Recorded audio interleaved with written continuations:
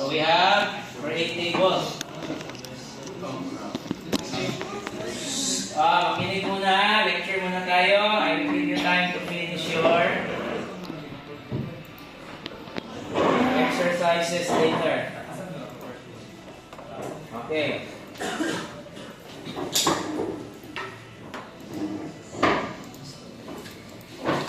Yan. Okay, so we have here create table. This is your exercise 3. So in your exercise 3, you're going to use create table to create a schema. Ayan. So what is our schema? So our schema is the enrollment system, or the one we solved last time, the the hospital. Hotel pala, hotel. Diba? Hotel. Okay, the hotel schema.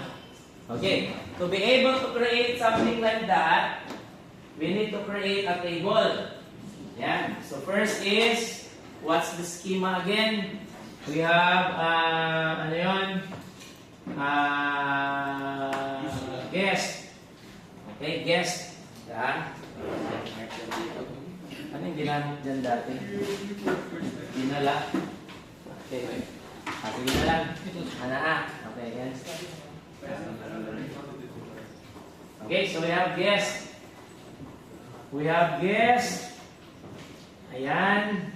And then we have, I forgot. Reservation. Okay, or booking. Booking, yes. Booking. And then we have room. Okay, ano na lang? Employee na lang. Yan lang dalawa. Tatlo. Okay, so we have a guest. A guest contains the following. Ayan, this is the primary key. Okay, we have the guest ID. We have the name. We have the address. Yan lang muna. And then for booking, we have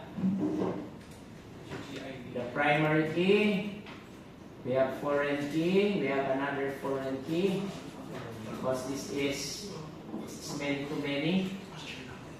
And then we have date. Okay, and then in date. Okay, this is the check-in date. And then the check-out date. Okay, so for primary key, we have booking ID.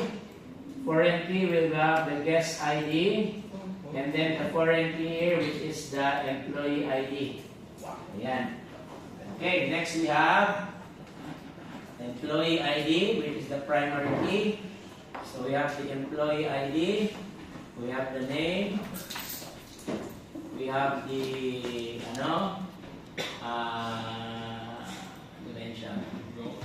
department. Okay, something like that. Okay. I'm not familiar with their data sa hotel. Ayan, so we have one guest connected natin sa guest ID. Okay, so from guest ID here, guest ID. So the primary key is the guest, the foreign key is the guest ID in the second table. And then we have primary key to foreign key. Baliktad dito yan. Primary key to foreign key. Okay, ganyan ha. So, primary key is the one, the many is the foreign key. Okay, klaro ha? Primary key is the one, the many is the foreign key. So, this will be many, and this will be many, and this will be one. Okay, one. So, in create table, we're not going to concern ourselves with the cardinality.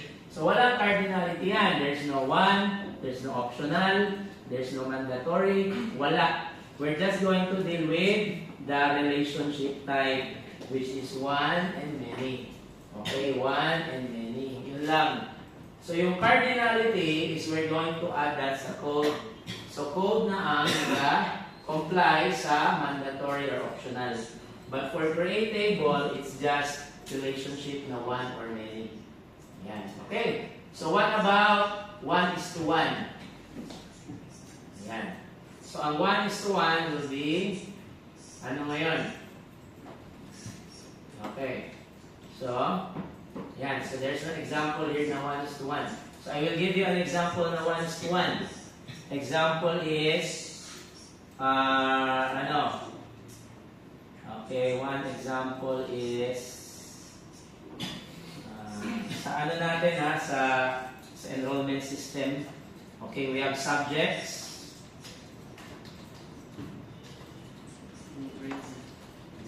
Subjects lang. Okay, di ba yan answer natin sa example. So primary key is the subject ID. Okay, we have subject code. Okay, we have subject description. Okay, madami yan. So, tapusin. And then we have assign. Okay, this is assign. Ayan, so we have two foreign keys. Diba? Okay, so we have the subject ID and the teacher ID. Okay, so we have the teacher table. Teacher. So we have foreign key. Primary key pala, walang foreign key sa teacher. So we have the teacher ID and then the teacher name, teacher department. Ayan. So we have primary key to foreign key. Okay, one to many. Ayan. Primary key to foreign key, we have one to many. Sorry, hindi pala to one to many. 1:1 ito. 1:1. Okay, ganito yan. Why is this 1:1? So in this case, we have a lot of teacher. Diba? This is teacher ID 3001. Okay, name of teacher for example. Ayan. Okay, we have two teacher. And then we have subjects. Ayan, this is subject 1. Subject 2. We're going to assign one subject sa one teacher. Okay? An assignment is for one subject. Hindi pwedeng one subject, two teachers. Di ba? Okay. One subject is assigned only sa one teacher. So what does it look like sa table sa assign? So it will look like subject ID, teacher ID. Okay. Hindi pwedeng 2001, 3002. Diba hindi yan pwede? So meaning, isang subject, dalawang teacher. So this is one to many. We're not allowing this. Diba? Isang subject, isa lang magtuturo. Okay. So this is 2002. Ayan. So meaning 1:1. One subject, we're going to assign one teacher. Okay. What about in this side? Teacher to assign. So we have one teacher, pwedeng two subjects. Okay, di ba? One teacher, si 3001, dalawang subject i-assign mo sa kanya. So one teacher, many subject. One subject, okay, hindi mo pwedeng ibigay sa dalawang teacher. So meaning, hindi pwedeng 30, hindi pwedeng ganyan. Okay? Ganyan. So this must be different. So this is 1. Hindi siya pwedeng many to many. Pag many to many mo yan, assign to teacher, one assign, many teacher, one teacher, many assign. That's many to many. Okay? So this is one teacher, two subjects, pwede. One subject, pwede. So this is one to many. Diba? So for example, ayan, dalawa. So one teacher, two subject, as long as the subject ID is unique. Okay? So ganyan yan siya. And in this case, 1:1 is one subject, one teacher. Hindi pwedeng one subject, two teacher. Okay? That's not allowed. Hindi rin pwedeng one assign, two subject. Hindi rin pwede. Itong 201 is the foreign key is not linked to 201. So, hindi pwede ganyan. Okay? Because this is a list of subjects that is offered which will be given a unique subject ID. So, hindi pwedeng may dalawang subject ID. Pareho. So, it must be unique. So, this is 1:1. Okay? Ganyan. So, for the hotel, ayan. For the hotel, we have, okay, erase ko na ito ha. This is the example for 1:1. Okay, 1:1. What about for the hotel? One guest, many booking. Okay, example, guest ID is 2001. Okay, pangalan niya. Ayan, lagay ko dito yung name sa same row. Okay, another. Paki-off mo na yan, whatever you're watching. So this one, guest. And then we have booking. Okay, employee muna ha. This is the employee. Okay, this is the name of the employee. Ayan, so meaning we have our guest, we have guest ID. So booking ID is 1. So dito na ilagay yung booking ID ha. So we have the guest ID 2001. Employee ID is 3001. Okay. Check-in date, check-out date, magkaiba. So pwedeng same customer again. Ayan. Same customer again. Same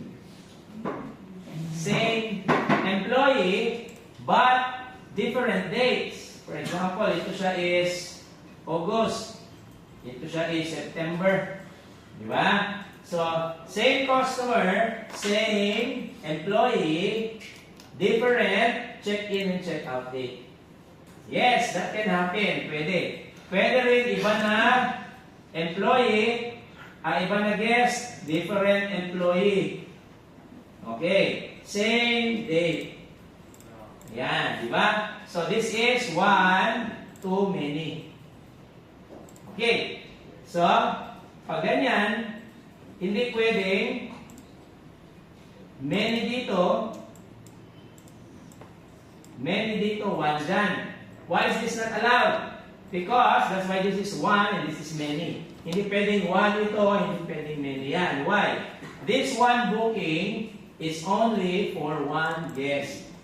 Hindi pwedeng dalawa ang nagpa-book na guest and you're going to put it in one row.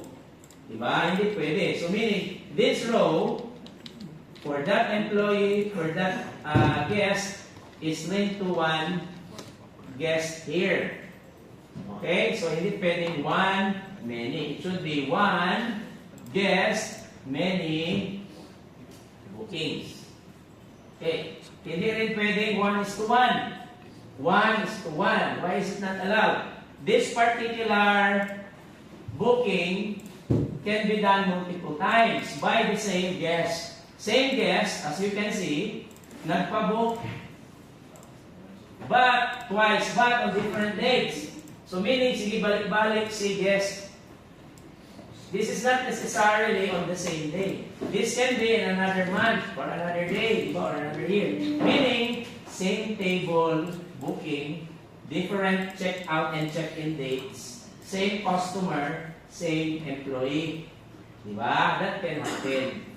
Okay, so you cannot create a 1:1. Kasi, same guest can book multiple dates.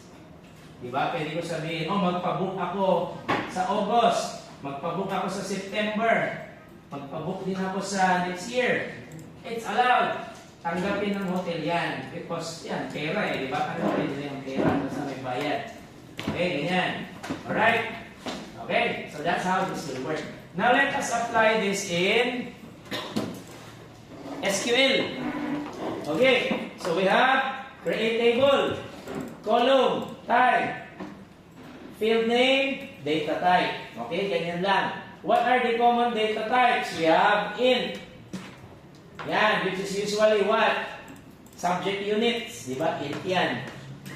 Grade ID, di ba? Mga employee enroll ID, yan, int yan. Decimal, if you're going to do some currency, era, like amount paid, total bill, cost, mga ganyan, di ba? So decimal. Barchar for text that you can specify the length, 100 characters. But if you don't want to specify the length, pwedeng text lang, like what we do. Diba? Like name, text lang. But if you want to set a fixed length, you use barchar because you can specify a number, ilang characters. Okay, date. Ayan, so this is the date format. You cannot just input MMDDYY. You need to input YYY first, MMDD. Hindi yan tanggapin. Daytime, Boolean. So what's the use of Boolean? Pwede yan siya paid or not paid. Diba? Or probably discount or no discount. Pag nag-check-in ka sa hotel, tatanungin ka, discounted ba or without discount, or senior or not senior. So meaning there's two options only. So you can use Boolean. Instead of using int for any data type, Boolean will only store two values, true or false. Yan. Okay? So let's proceed to constraints. So what are constraints? These are the things that you put, for example, after, okay, the data type. So, field name, data type, okay, constraints. Field name, data type, constraints. Okay, klaro ha? Field name, data type, constraints. Okay, what are those? Primary key. In this example, student ID is set to an integer primary key space another attribute. Okay, like auto-increment. So, pwedeng sabay-sabayan. Primary key space auto-increment. Like this one. Diba? Field name, data type. Ayan ang una. Okay, it's always the first. Field name, data type. Followed by this, mga properties niya, constraints. Primary key, auto-increment. Okay? Yan. So what does this mean, primary key? So it's this one. Ito yun. Primary key, primary key, primary key. Okay? So may primary key ka na. What is auto-increment? So what does this mean? So meaning, if you set this to auto-increment, you don't have to write a code in Java to increment 1 and 2. Diba? That's what you did in Exer 3. Di ba yun? Or 2 yata, Exer 2. In Exer 2, you write a code that will increment these numbers in Java. If you don't want to do that, you want it to be done in MySQL, you need to set that field to auto-increment, so there will be no code needed. It will increment every time you insert. So insert, sige lang yun siya, add. So if you do an insert query, ganito na lang gawin mo. Okay, this is auto-increment. So insert into, yes, you need to specify the field name, address. Since this is an auto-increment, okay, you're going to specify name, single quote lang, okay, ganyan name, and then address. Okay, ganyan. This is the name and this is the address. Yung ID wala, GID, because this is auto-increment. So automatically, 0, 1, 2, 3. Okay, ganyan. But if you want to specify it, wala na ito, wala na yan, you include it here. So, pwede mo ilagay 1000, okay, comma name, comma address. Okay, ganyan yan. This will also work. You don't want to use the auto-increment, but there is auto-increment, ito na mag-increment, manual mo yan. So, pwede rin. Either way, you can use this one or not. Kahit even if it's auto-increment, it will still work. Okay, not null is required. yung kanina ginawa ko, pag naglagay ka ng null, hindi niya tanggapin yan. So meaning there must be a value in there, not null.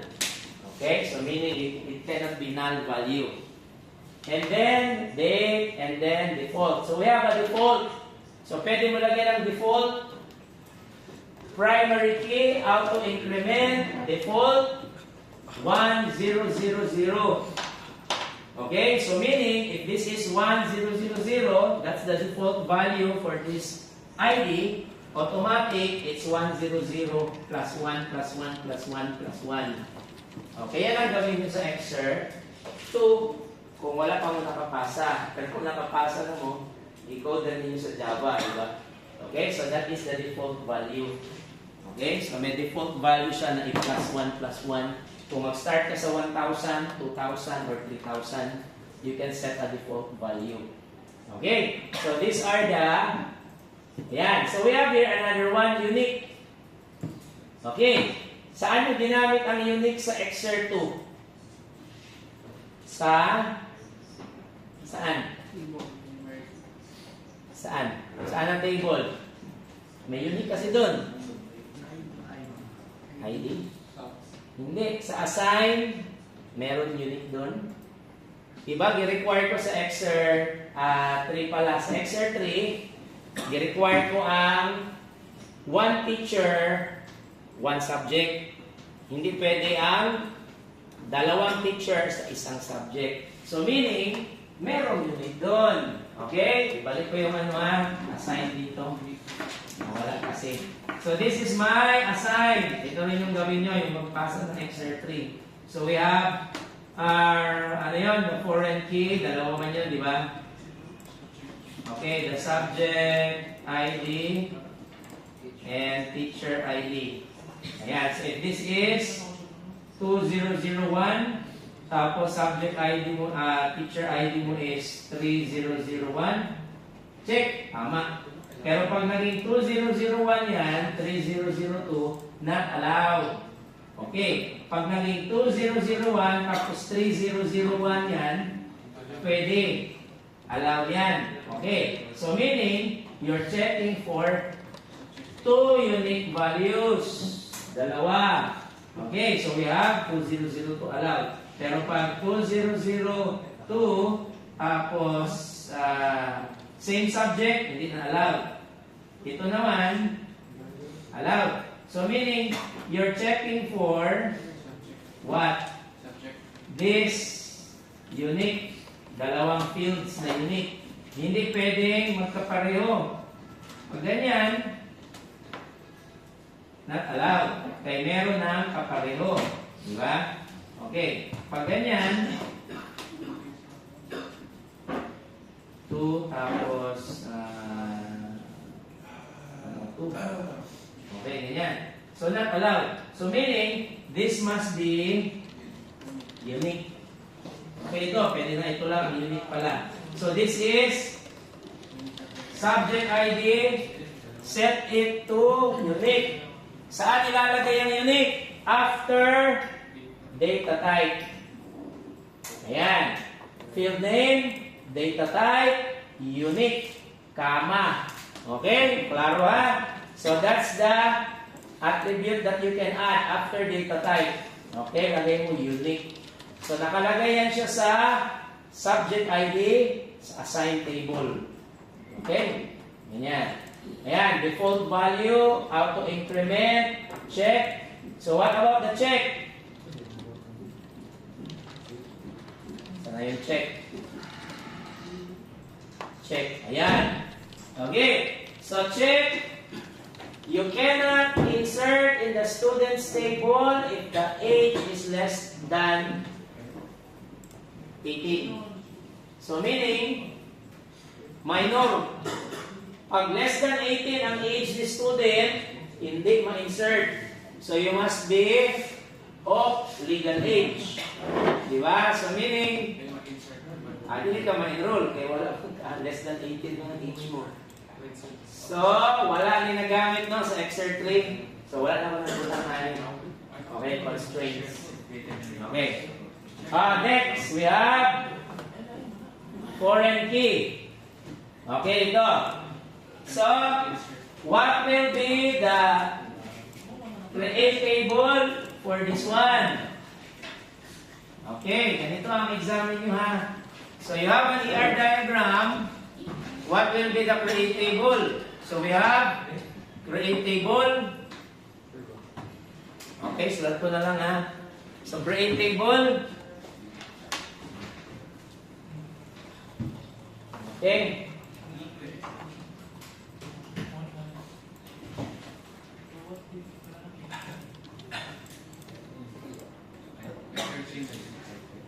Yan. So, this is create table booking. Okay, and then we have the primary key. Ayan, the bid ID. This is an integer primary key. Okay, primary key. And if you want to add auto increment, you can. Okay, auto increment. Increment. Okay, and then comma. Okay, next naman, we have GID. So we have GID as integer. Okay, and then, maya na yan. So you're going to add that later. Dito na yan. So foreign key. Okay, so we have the customer ID as foreign key. So after na siya.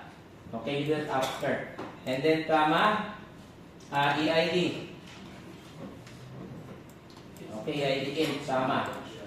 Okay, once that is done, meron pa palang in date. In date. Out date. Okay, i-text ko lang siya para madali i-code. Okay, and then we have outdate. Okay, now is the time you add foreign key. Okay, so klaro ha. So foreign key. Foreign key. Okay, what is the foreign key? We have the GID. So dalawa yung foreign key natin. So we have GID. Okay. So space, kasi hindi pa tayo tapos. References. Ayan. So, references, table name, field name. Okay. So, references. References. Okay. What's the table name? Guess. What's the primary key there? GID. Yan. Okay. So, this is the name of the table where the primary key is. Because you assign the foreign key to GID. GID will be the foreign key. This will be the primary key on this table. So, it will now look like that based on our ER diagram. Okay. After this, another foreign key. Dalawa kasi yung foreign key natin. So, we have comma naman. Okay, comma. Okay. So, another foreign key. Okay. This time, it is EID. Ayan. Coming from employee.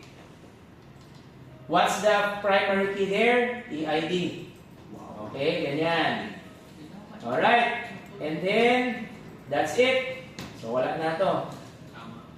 Okay, semicolon. Ayan. Okay. So, we have two foreign key. You need to add foreign key references. Foreign key references. Okay? Klaro ha? And then for the guest, dapat mauna. You cannot execute this because there is no guest table yet. There is no employee table yet. So meaning you need to execute the guest table. So mag-create table ka dyan. Guest. Okay? And then we have GID as int. And then you're going to set primary key. And then if you want auto increment, you can do that. Name is text. and then address is text. O ganyan lang ang create table guest. And then for the second one, we have employee. Okay. Ayan, so we have employee ID, primary key. This is the employee name and department. Ayan. Okay. So once these two tables are created, that is the time we create booking. You cannot create booking because it will require foreign key, primary key sa guest and employee. So mauna dapat yung dalawa before you do this. Ayan. Okay? Ayan. So for your exam this Friday, you will be the one to create this. Kayo ang maggawa nito. ER diagram with the relationship and the create table. Okay? So kayo ang maggawa nito na code. Kayo ang mag-identify ng relationship. One, many, 1:1. Okay, yun lang. 1 to many and 1:1. Drag and drop lang. Kaya kung mag-type ako anin, duwig yung mga man. Okay. Ayan. So we have, yan naman. We have primary key, unique, check. Ayan, merong criteria. Okay, we have foreign key. Ayan, references. Ayan, that's it. Okay. Questions?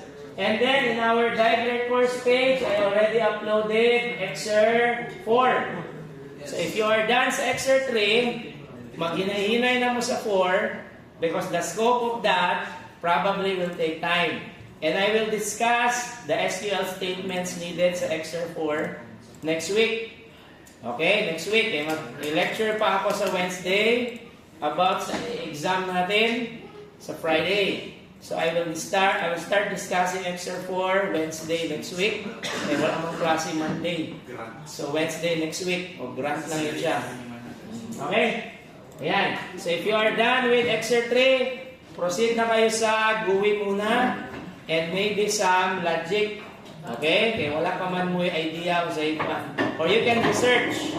Para alam nyo na ang gagawin. Grant lang man yan and create user. Nakalagay na doon sa Diagler ang requirements. So you can research in advance. Okay? So that we can finish that early. Okay? So, ayan. Alright. So, attendance tayo today.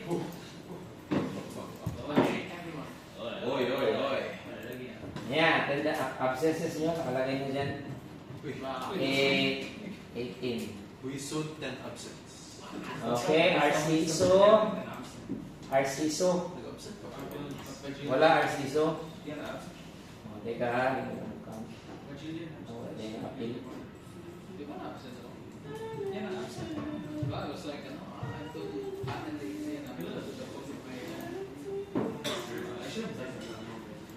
Ay, hindi pa idea pa.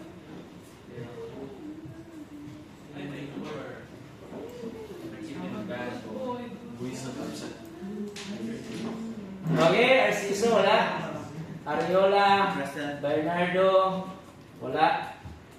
Birwar, Bros, Bison, Kanakan, Pole, Deriada, Garson, Gao, Imperial, Lapik, Mato-Bato, Nopong, wala. Wala. Perez, wala. Romero, Somildo, wala. Tohor, Puntal, Beroy, wala. Beroy, Villajos, Wagner, Villajos, Wagner, Royana, wala no. Namali man exclude last time. Lim, wala. Okay, Wagner, wala. Okay, 7 lang allowed ha. So after that, you at least if you excuse letter, if you are you need to excuse. Okay, checking of Excerpt 3.